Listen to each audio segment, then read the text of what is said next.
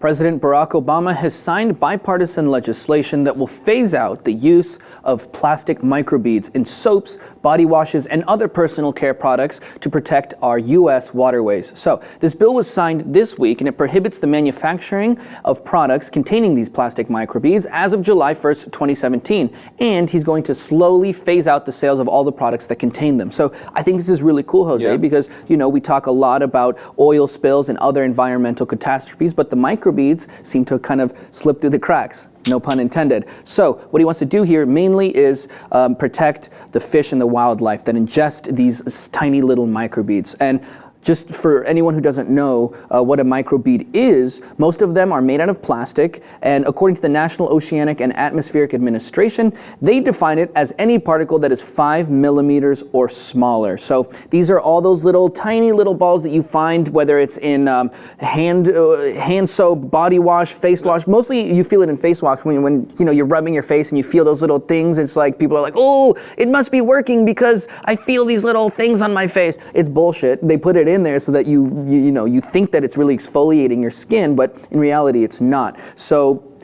I think it's really cool to see Obama tackling an issue like this. What do you think? I think this is great. I think this is one of the most idiotic inventions of the cosmetic and hygiene industries. This is something that could be easily achieved with mineral particles that are biodegradable, with salt. So the use of plastic goes to show how addicted we are to fossil fuels and derivatives and plastic, and we are contaminating our oceans. We are messing up the food chain, because what happens is that these microbeads create this very thin, well, not so thin layer at the bottom of the ocean, messing up all of the life cycle. Fish eat it, bigger fish eat it, predators eat those fish, and then we have it all throughout in our chain, in our food chain. So I think this is a great victory for conservationists. I think Obama is doing the right thing by imposing a law that prevents and completely phases out this type of product in the future, because really there's no benefit. It's just an illusion. It's just a product of marketing. They push it really, really hard as this miracle for you to have shiny, glowing skin, as you should, because of the magazines that are telling you to look very beautiful. But instead, let's just mess up the ocean, because we don't create enough damage already. Yeah, I'm laughing, but you're right.